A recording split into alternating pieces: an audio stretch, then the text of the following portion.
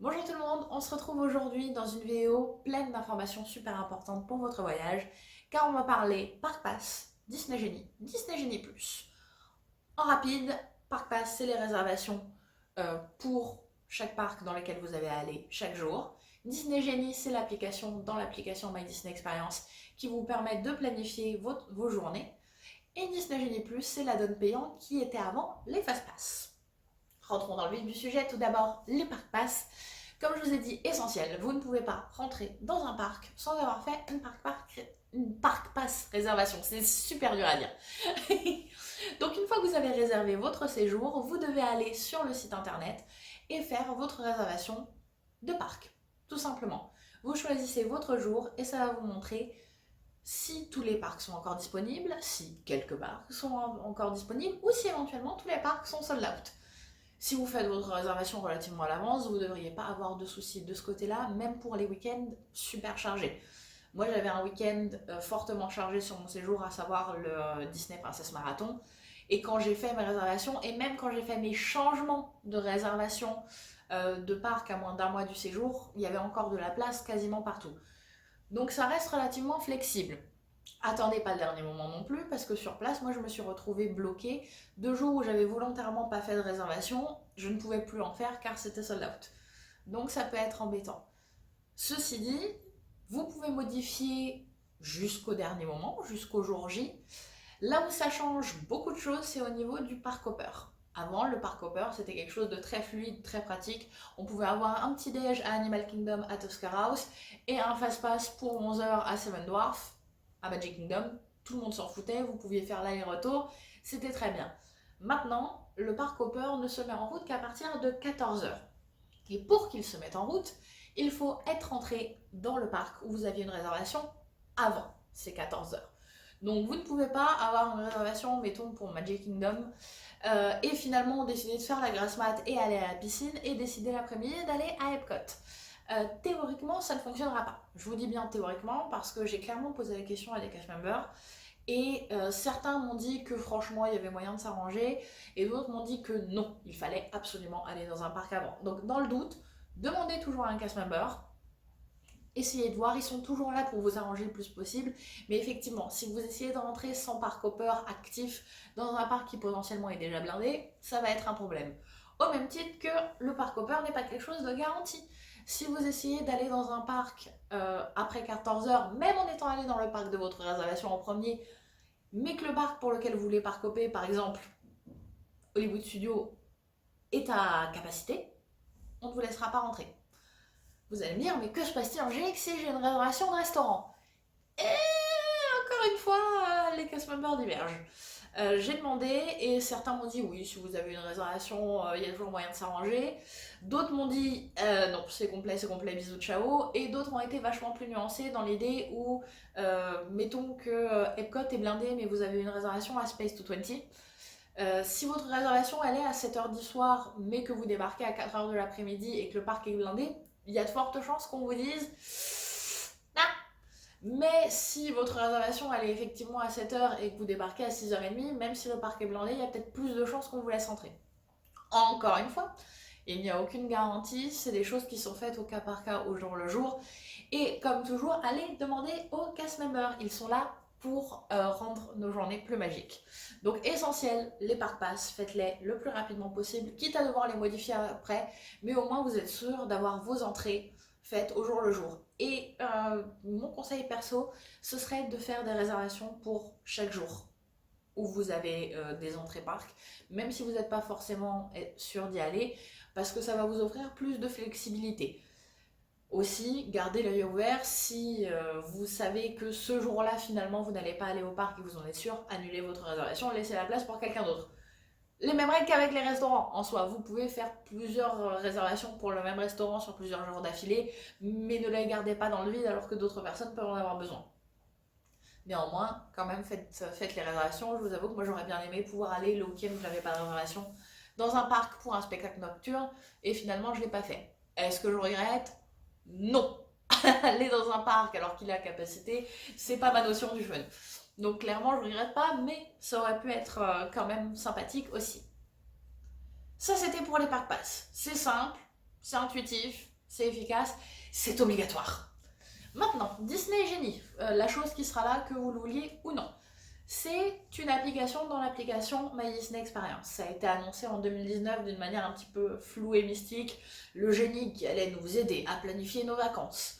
Et pendant longtemps, on a pensé que ça allait être vraiment un planificateur de vacances.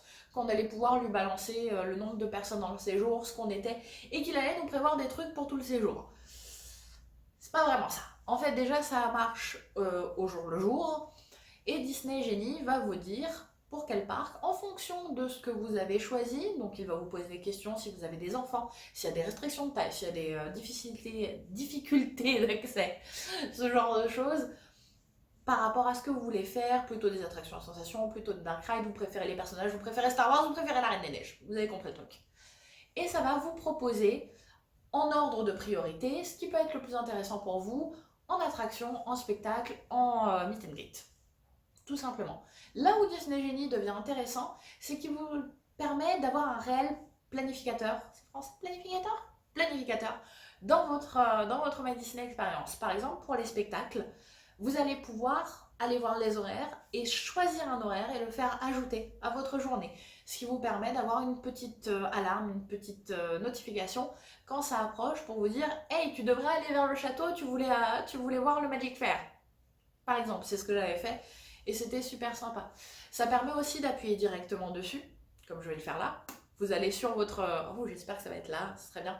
Vous allez sur votre Disney Experience, vous allez sur Disney Genie, ça va vous montrer ce qu'il y a actuellement dans le parc. Là, j'ai choisi Magic Kingdom et vous allez pouvoir choisir, par exemple, l'horaire de la parade.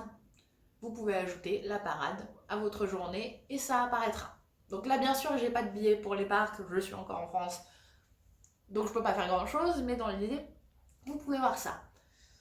C'est une aide. Est-ce que c'est nécessaire? Pas forcément. Je pense que ça peut être très pratique pour les gens qui ne sont pas encore bien habitués au parc. Et pour les gens qui sont habitués comme moi, c'est toujours sympa d'avoir quelque chose qui regroupe tous les horaires sous le coude.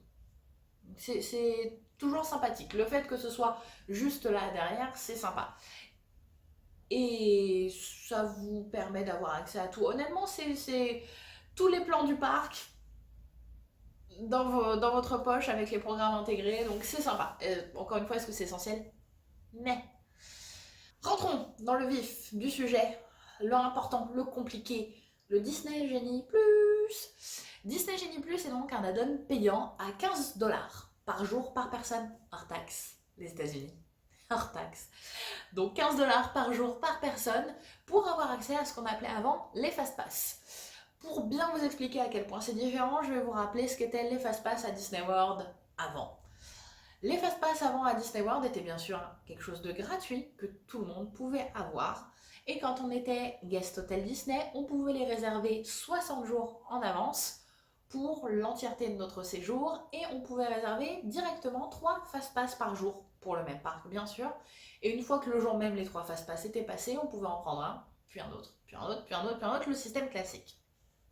Ça permettait d'avoir accès à toutes les attractions, même les plus populaires, en se démerdant bien, parce qu'entre les annulations le jour même et la chance qu'on pouvait avoir, surtout en tant qu'Européens, parce que les réservations ouvraient genre à 6h, mais du coup pour nous il était soit 11h, soit midi, donc c'était vachement plus gérable que les gens qui se lèvent super tôt.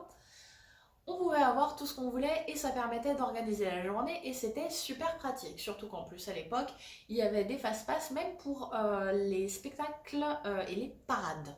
Les spectacles du soir, j'entends, et les parades. Donc c'était vraiment cool.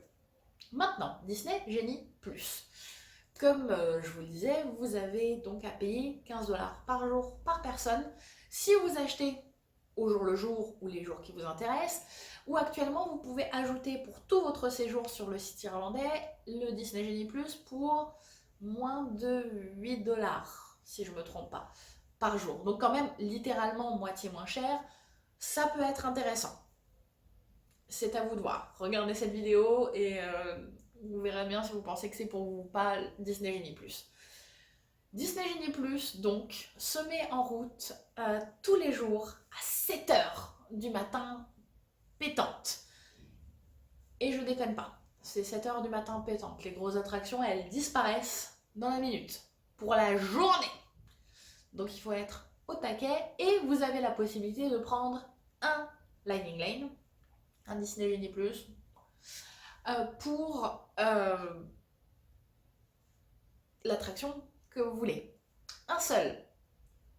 Et une fois que vous êtes rentré dans la file d'attente de cette attraction, vous pouvez en prendre un autre, et ainsi de suite jusqu'à la fin de la journée, ou jusqu'à ce qu'il n'y ait plus de Lightning Lane, ce qui arrive plus souvent que la fin de la journée. Incroyable, n'est-ce pas? Vous sentez le fun du truc qu'on paye qui avant était payant, qui avant était gratuit? Donc à cette heure, vous prenez, mettons, un fast-pass pour Jungle Cruise. Grosse différence avec les fast-pass dans le Lightning Lane, désolé j'ai dit fast-pass avant, c'est qu'on ne peut pas choisir l'horaire. On va vous montrer, voilà. Dans l'application, vous allez aller, ça va vous dire actuellement il y a des Lightning Lane disponibles pour cette heure-ci. Vous allez aller dessus, là ça va me proposer de l'acheter bien sûr, mais en fait, si vous allez dessus et que vous choisissez, vous choisissez l'horaire qu'on vous propose. Vous n'avez pas différents choix. Et là où c'est un petit peu tricky, c'est que du coup, vous n'êtes pas sûr l'heure finale de votre Lightning Lane.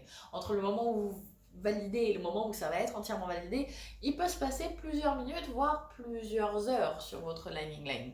C'est comme ça que je me suis retrouvée à prendre un Lightning Lane pour une attraction à 15h et au moment où je l'ai validé, c'était pour 19h. Ouais. Et on peut bien sûr annuler, mais on ne peut pas garantir que du coup un Lightning Lane revienne plus tard. Déjà, c'est une première chose très importante. Deuxième chose, il faut connaître la règle des 120 minutes. La règle des 120 minutes, c'est que si vous prenez un Lightning Lane dans plus de 2 heures, vous pourrez en reprendre un autre dans 2 heures. Est-ce que c'est clair? Non, on va faire précis. Mettons que vous prenez un Lightning Lane pour Jungle Cruise à 11h30.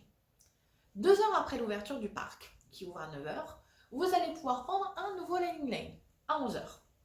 À 11h, vous prenez un Lightning Lane pour Haunted Mansion à midi, par exemple. Vous allez pouvoir donc prendre un nouveau Lightning Lane une fois que vous avez fait Jungle Cruise à 11h30, n'est-ce pas? Non, car vous pouvez en prendre qu'un, tout simplement. Donc vous avez déjà votre autre Lightning Lane pour midi à Haunted Mansion. Si par exemple, après Haunted Mansion, vous prenez un Lightning Lane pour 16h, vous allez pouvoir reprendre un Lightning Lane supplémentaire à 14h. Est-ce que vous arrivez à me suivre? Parce que franchement, cette règle elle est beaucoup plus facile à appliquer qu'à expliquer. Quand vous prenez un fast-pass au-delà de 2 heures, vous pouvez prendre un autre fast-pass 2 heures plus tard. Et si vous vous démerdez bien, vous pouvez vous retrouver comme ça à avoir en permanence 2 fast-pass sur de Lightning Lane sur la journée, ce qui est déjà beaucoup plus rentable. Mais ce qui peut être aussi pas vraiment gérable. Puisqu'encore une fois, les horaires peuvent vraiment être un petit peu aléatoires quand vous prenez ces Lightning Lane. Chose importante aussi, c'est qu'au fil de la journée, il va falloir jouer avec Disney Genie Plus pour avoir les meilleurs fast-pass. Ce que je vous conseille, et je déconne pas, c'est d'aller sur une attraction et de rafraîchir encore et encore et encore et encore et encore jusqu'à ce qu'il y ait un horaire qui vous corresponde à peu près qui tombe. Ça paraît complètement fou, mais comme ça je me suis retrouvée avec des fast-pass pour notamment Jungle Cruise et Haunted Mansion qui actuellement sont très populaires, pour de bonnes raisons, c'est des attractions géniales. Qui avaient des Lightning Lane uniquement pour la fin d'après-midi. J'ai réussi à en avoir en fin de matinée ou en début d'après-midi en jouant avec ça. Je vous dis pas que ça va arriver dans les 10 secondes. Hein. Pour certains, j'ai passé 10 minutes à faire pour réussir à avoir quelque chose. Mais il y a toujours moyen. Donc il faut savoir jouer quand vous prenez Disney Genie Plus avec ces Lightning Lane pour réussir à avoir quelque chose de rentable. Malheureusement, là, on veut en avoir pour notre argent, donc on veut pouvoir en prendre le plus possible. Sauf que le plus possible ne veut pas dire toutes les attractions, car toutes les attractions qui étaient en Fast Pass avant ne sont pas en Lightning Lane maintenant. Il y a ce qu'on appelle généralement les Fancy Rides. Dans chaque parc, vous allez avoir certaines attractions qui sont payantes en dehors de Disney Genie+. Donc je vais vous mettre le petit tableau avec toutes les attractions. Je crois que le tableau est à jour au cas où actuellement Space Mountain fait partie des attractions qui sont en Lightning Lane classique et Frozen Ever After fait partie des attractions en Lightning Lane classique. Est-ce que ça va durer? Je ne sais pas. Donc ces attractions qui sont payantes en plus sont payantes en plus / séparément. C'est-à-dire que vous n'êtes pas obligé d'acheter Disney Genie Plus pour avoir accès à ces attractions-là. Si vous voulez prendre un Lightning Lane pour Flight of Passage ou Rise of the Resistance, vous pouvez l'acheter seul. Mais les mêmes règles s'appliquent. 7h du matin, précise, c'est la guerre si vous voulez avoir votre Lightning Lane pour une attraction payante supplémentaire. Pour vous donner une idée, je n'ai jamais réussi à avoir un Lightning Lane pour Rise of the Resistance et pourtant j'ai essayé tous les matins, là où je n'ai eu aucun souci à en avoir pour Flight of Passage à chaque fois que j'ai voulu en prendre un. Donc ça dépend vraiment. Petite astuce, a priori il y a des espèces de réassorts de Lightning Lane tous les matins entre 7h15 et 7h30. J'en ai bénéficié plusieurs fois, mais ça veut pas dire que ça va forcément être des horaires qui vous intéressent ou forcément des attractions qui vous intéressent non plus. Mais ça vaut toujours le coup. C'est des choses très drôles d'être en route pour Animal Kingdom, avoir encore la moitié des gens comme ça en essayant d'avoir un fast-pass, un Lightning Lane pour Flight of Passage, et en fin de compte avoir des gens qui font « Il y en a !» pour ensuite que tout le monde essaye d'en prendre, et la joie et la déception de certaines personnes dans le bus, éventuellement. Donc il faut savoir jouer avec ça. Le road drop, pour moi, reste quelque chose de super important. Je sais que c'est pas forcément facile ou pratique pour tout le monde. Je suis pas du genre à me lever tôt dans la vraie vie.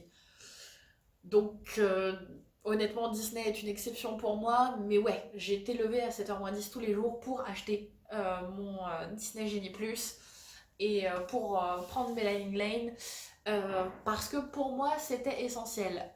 Oui, ça fait chier de payer pour quelque chose qui était gratuit avant et en plus qui est moins bien et moins efficace qu'avant. Mais pour moi, ça m'a pas dérangé pour avoir accès au confort de 1, c'est la première fois que ma mère vient à Disney World, j'ai pas envie qu'elle fasse des heures et des heures de queue. 2, je n'aime pas faire l'attente. C'est un défaut de cast member, j'ai été habituée à passer devant tout le monde, je déteste faire la queue. C'est ainsi. C'est un défaut, hein, je le sais, mais voilà. C'est comme ça. Maintenant, est-ce que Disney Genie Plus c'est fait pour vous? Il n'y a que vous qui puissiez le dire. Déjà parce que financièrement, il faut le compter dans le budget, même s'il peut être ajouté maintenant sur votre réservation. Et surtout, est-ce qu'il va vraiment être utile pendant votre séjour? Peut-être que si vous prévoyez un séjour début septembre, peut-être qu'effectivement ça va enfin redevenir calme et honnêtement je vous le souhaite parce que c'est quand même beaucoup mieux et que du coup Disney Genie Plus peut être juste un petit plaisir juste pour les fancy rides si vous voulez faire Flight of Passage sans faire la queue ou si vous voulez ne pas dropper Rise. De toute façon pour dropper Rise il faudrait déjà que l'attraction soit ouverte au moment de l'ouverture du parc. Ah, j'en parlerai dans ma vidéo spéciale Rise of the Resistance. Vous allez adorer. Mais voilà, ça reste quelque chose de purement personnel. Moi, je l'ai utilisé parce que c'était pratique. Je ne l'ai pas utilisé tous les jours.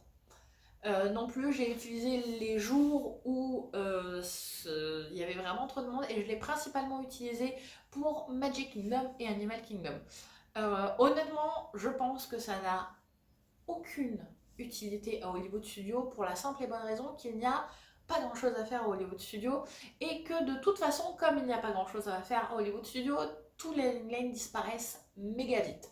Donc vous payez 15$ pour quelque chose qui est pas forcément utile. Je pense que ça peut être utile si vous parcopez à Hollywood Studios et que du coup vous utilisez une suite de Lightning Lane mais que vous avez commencé dans un autre parc. Pareil pour Epcot. Je ne sais pas comment ça va être avec les gardiens, l'attraction des gardiens de la galaxie, si ça va être ajouté ou pas, mais actuellement ce n'est pas spécialement utile parce que c'est vraiment pas utile. Là pour le coup, je peux vous parler d'expérience en période de bordel affreux à Disney et en ayant vu Epcot qui est Palissadeland. À aucun moment nous n'avons eu besoin de Lightning Lane à Epcot. On a fait Soarin' à chaque visite, on a fait Test Track, on a fait Frozen Ever After, on n'a pas fait une demi-heure de queue à Frozen Ever After en la robe droppant et en la robe droppant chill. Hein. On était deux adultes, on n'était pas en train de courir avec des gamins pour y arriver. Hein. Nous, on a fait notre petit tour tranquille, on est passé par Mexico, on a fait des photos et ensuite on est arrivé au pavillon norvégien et on a fait la queue pour Frozen. Donc honnêtement, pour Epcot, je suis pas sûre que ce soit super intéressant. C'est plus intéressant pour les Américains qui veulent absolument faire éventuellement Ratatouille. Euh, mais je vous rappelle que c'est exactement la même attraction qu'en France. Donc ça vaut peut-être mieux de le faire ici ou ça va être moins chiant. Clairement, il n'y a plus vraiment d'attente maintenant pour Ratatouille. En tout cas, à chaque fois que je suis retournée au parc l'année dernière, il n'y avait pas d'attente. Donc ça peut être sympathique aussi de faire ça éventuellement.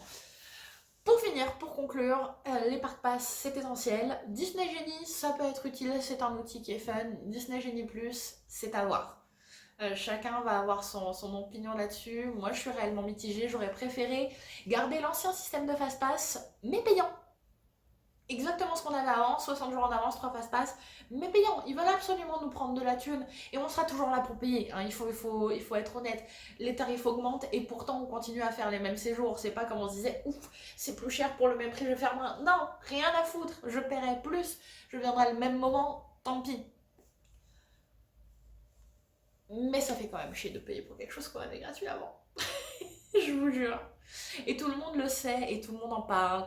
Et ça donne des conversations très très intéressantes dans, dans les files d'attente de Lightning Lane. De gens qui se plaignent quand même de putain, mais pourquoi on paye pour ça quoi. Donc voilà, c'est tout pour moi aujourd'hui, pour les Lightning Lane, pour les Park Pass, pour Disney Genie. Si vous avez des questions plus précises, faites dans les commentaires. Et on se revoit la prochaine fois pour parler de Rise of the Resistance. On va parler de Rise of the Resistance. Passez une très bonne journée, week-end, semaine, nuit. Bye. Bienvenue dans ma N-Card. Merci encore une fois d'avoir regardé la vidéo. J'espère que ça vous a appris des choses, que ça va vous aider pour la planification de votre prochain séjour. Bien sûr, comme toujours, si vous avez des questions, n'hésitez pas à me les poser dans les commentaires. Si vous avez éventuellement des sujets que vous aimeriez que je traite dans mes vidéos, pareil, n'hésitez pas, abonnez-vous. Et comme toujours, n'hésitez pas à venir me suivre aussi sur Instagram, à Voyage Vous Angie. À la prochaine!